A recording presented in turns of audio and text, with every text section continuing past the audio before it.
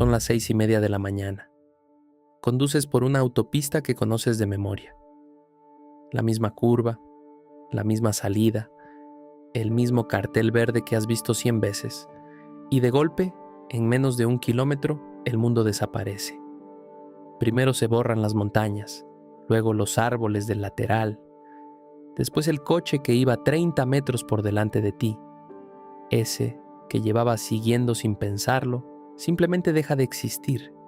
Solo quedan tus faros, una luz blancuzca que rebota contra sí misma y una línea continua en el asfalto que aparece y se esfuma bajo el capó como si la estuviera dibujando un fantasma. Tu instinto te dice una cosa simple: frena. Y tu instinto en parte tiene razón. Pero ahí fuera hay camiones de 40 toneladas que no solo no se detienen, siguen circulando a su velocidad en plena niebla cerrada, cuando la visibilidad cae a 15 o 20 metros. Y la pregunta que llevas atascada en la cabeza desde que pisaste el freno es esta: ¿cómo no se matan? La respuesta tiene menos que ver con valentía y mucho más con algo que nunca has tenido motivo para fijarte. Un conjunto de reglas, sensores y costumbres que convierten lo invisible en algo que sí se puede leer.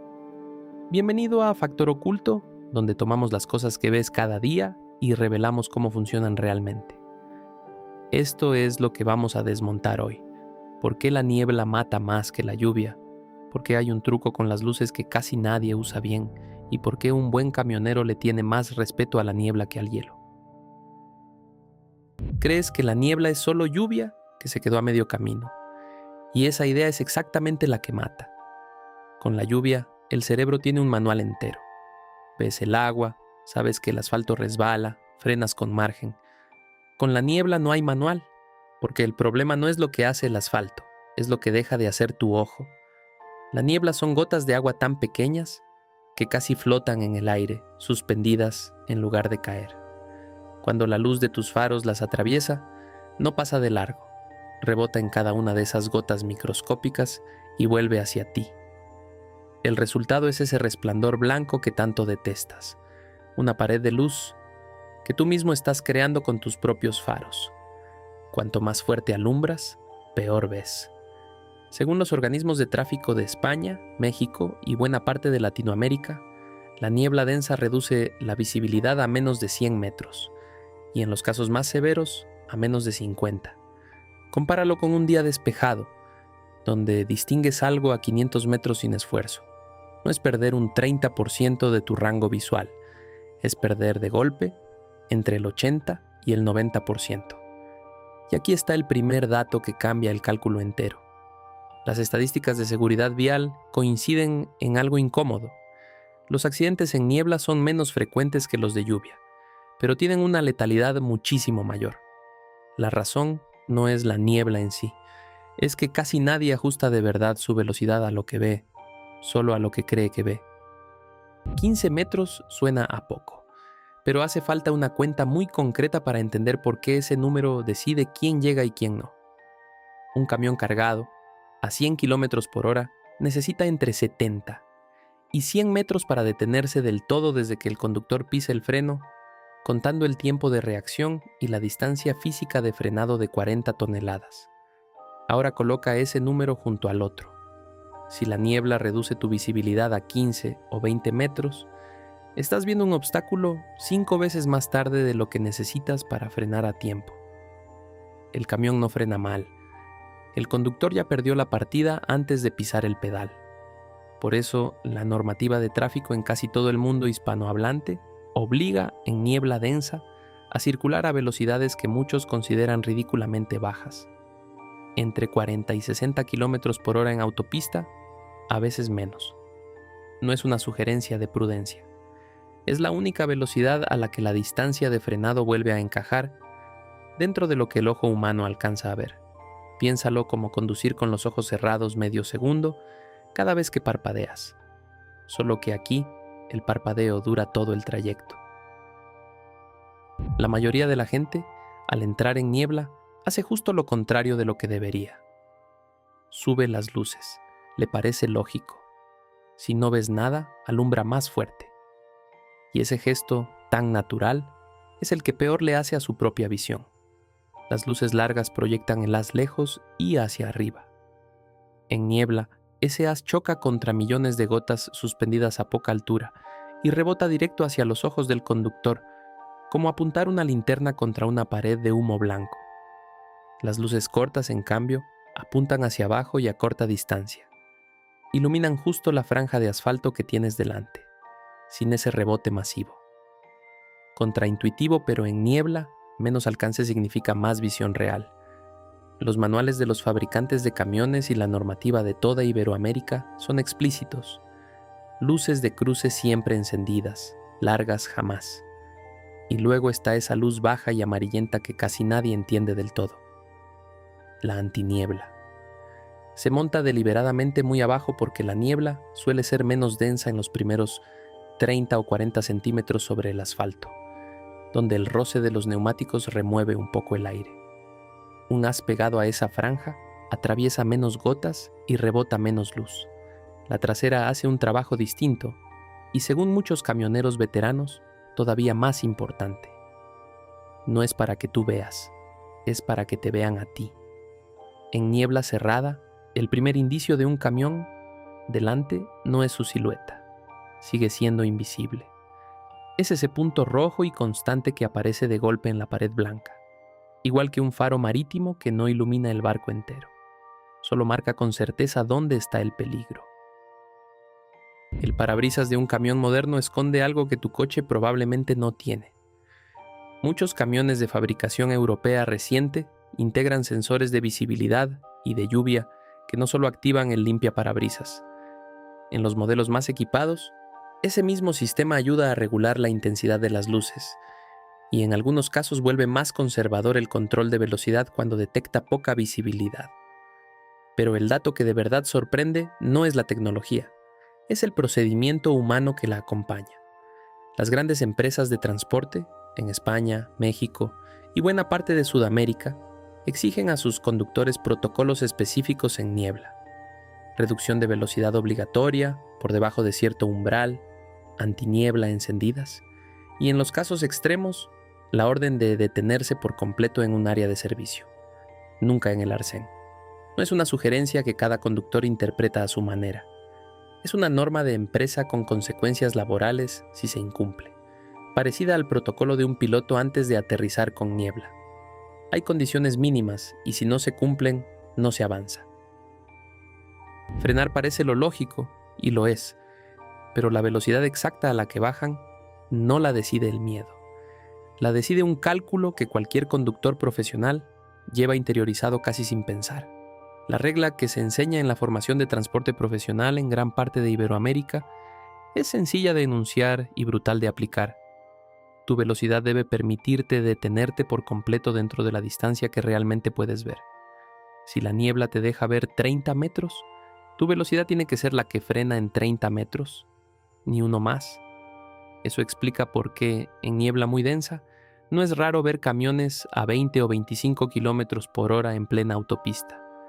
No van despacio por nervios. Van a la única velocidad en la que el frenado vuelve a caber dentro de lo que sus ojos alcanzan a registrar. Y aquí aparece la primera gran paradoja del día. El conductor particular que mantiene 90, porque la niebla le parece soportable, suele ser, estadísticamente, mucho más peligroso que el camión que avanza a paso de tortuga delante de él. La sensación de control y el control real, en niebla, casi nunca coinciden. Oye, antes de seguir, si este tipo de cosas que nunca te habías planteado te resultan interesantes, suscríbete a Factor Oculto. Subimos la lógica oculta detrás del mundo que te rodea, cosas en las que casi nadie se detiene a pensar. Te cuesta un segundo y a nosotros nos ayuda muchísimo. Sigamos. Tu instinto en niebla es acercarte al de delante para no perderlo, y ese instinto es justo el que provoca los accidentes en cadena más graves que existen en autopista. Hay además un hábito casi universal entre los conductores nuevos: pegarse a las luces traseras del de delante, usándolo como guía. El problema es doble. Ese conductor puede estar tomando decisiones igual de malas que tú, y si frena de golpe, por algo que aún no puedes ver, tu margen de reacción ya está comido por la distancia que decidiste recortar. Los manuales de conducción profesional insisten en lo contrario. Aumentar la distancia, no reducirla, aunque eso signifique perder de vista sus luces durante algunos segundos. Mejor guiarse por las líneas del carril y la señalización vertical que depender de un vehículo ajeno e impredecible. Y cuando un grupo circula pegado dentro de un banco de niebla, basta con que el primero frene en seco, por un cruce de animales o un vehículo averiado, para que el segundo no tenga distancia y el tercero ya pegado al segundo tampoco. La reacción se propaga hacia atrás como fichas de dominó, sumando masa a cada golpe. Por eso muchas autopistas de España y México, cuando los sensores registran visibilidad por debajo de cierto umbral, reducen el límite de velocidad de forma escalonada y, en los casos más severos, cierran tramos. No es un capricho administrativo, responde a un patrón de accidente que se repite casi con precisión matemática. Hay una frecuencia que cualquier camión profesional sintoniza antes de entrar en un banco de niebla, y casi ningún conductor particular la conoce. En muchas autopistas de España y Latinoamérica existen canales de tráfico asociados a una frecuencia fija de radio que emiten avisos en tiempo real sobre tramos con visibilidad reducida y recomendaciones de velocidad. Los transportistas suelen llevarla memorizada, junto con aplicaciones de flota que avisan casi en tiempo real de dónde está cada banco de niebla detectado por sensores en la propia vía. El conductor particular, en cambio, suele descubrir la niebla cuando ya está dentro. Es como tener un parte meteorológico marítimo disponible para cualquiera, y que solo los pescadores profesionales se acostumbren a revisarlo antes de zarpar. Y esa niebla, además, no aparece al azar. Los puntos más propensos son los fondos de valle, las cercanías de ríos y embalses, y las vaguadas entre dos elevaciones, porque el aire frío es más denso y se acumula en las zonas bajas, mientras la humedad cerca del agua se condensa con facilidad. Los conductores profesionales que repiten una ruta durante años terminan memorizando, casi sin proponérselo, esos puntos negros, ese descenso hacia el río, esa curva junto al embalse. Las autoridades de tráfico usan la misma lógica para decidir dónde instalar los sensores automáticos, no al azar, sino en los puntos que la propia geografía convierte en fábricas de niebla recurrente. Ahora viene el dato que cambia la historia entera, porque lo que destroza 20 coches en fila no es lo que parece a simple vista. La imagen instintiva es la niebla como villana directa, como si empujara los coches unos contra otros. La realidad, según los análisis de tráfico, apunta a algo más incómodo. La causa principal casi nunca es la niebla en sí, sino el desajuste entre lo que cada conductor cree que puede hacer y lo que la física le permite. El factor decisivo no es cuánta niebla hay, sino cuántos conductores circulan ese día con criterios distintos sobre qué velocidad es razonable. Cuando conviven en el mismo tramo, un camión a 25 km por hora, cumpliendo al pie de la letra la norma de frenado, y un coche a 70 porque su conductor confía en sus reflejos, ese contraste de velocidades es justamente lo que genera el primer choque. La niebla no provoca el accidente. Crea las condiciones para que dos formas distintas de calcular el riesgo choquen entre sí, de manera literal. Por eso, en los tramos donde toda la circulación reduce la velocidad casi por instinto colectivo, los accidentes en cadena son mucho menos frecuentes que donde unos pocos deciden por su cuenta que pueden ir más rápido que el resto. Y aquí está la parte que conecta esa niebla del kilómetro 32 con el paquete que vas a recibir mañana. Cuando una zona logística importante se cubre de niebla densa, durante horas las plataformas de transporte no mandan los camiones, igual que cualquier día. Activan, casi siempre sin que el cliente lo sepa, planes de contingencia que retrasan salidas, desvían rutas o posponen el reparto hasta que las condiciones mejoren.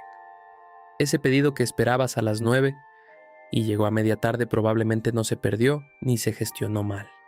Es muy posible que el camión estuviera parado en un área de servicio, antiniebla encendidas y motor en marcha, esperando a que el banco de niebla se disipara lo suficiente para que el viaje volviera a tener sentido en términos de seguridad. Y la próxima vez que conduzcas dentro de un muro blanco, con el corazón un poco más acelerado de lo normal, y veas pasar a tu lado, despacio, casi con paciencia, un camión con sus luces bajas encendidas y un punto rojo constante en la parte trasera, ya sabes lo que estás viendo en realidad. No es lentitud, ni miedo, ni exceso de cautela. Es el único cálculo correcto frente a algo que, durante unos minutos, ha igualado a todos los conductores de esa carretera, sin distinción de experiencia ni de prisa. Lo que creías que era simplemente mal tiempo, es, en realidad, una ecuación constante entre velocidad y distancia visible. Un sistema de luces pensado para no cegarte a ti mismo. Un protocolo de empresa con consecuencias reales. Y la explicación silenciosa detrás de cada retraso, que alguna vez le echaste la culpa a la mala suerte. Si quieres entender la lógica oculta detrás del mundo que te rodea, estás en el lugar correcto. Suscríbete a Factor Oculto y nos vemos en el próximo vídeo mirando con otros ojos algo más de lo que pasas cada día sin pensarlo dos veces.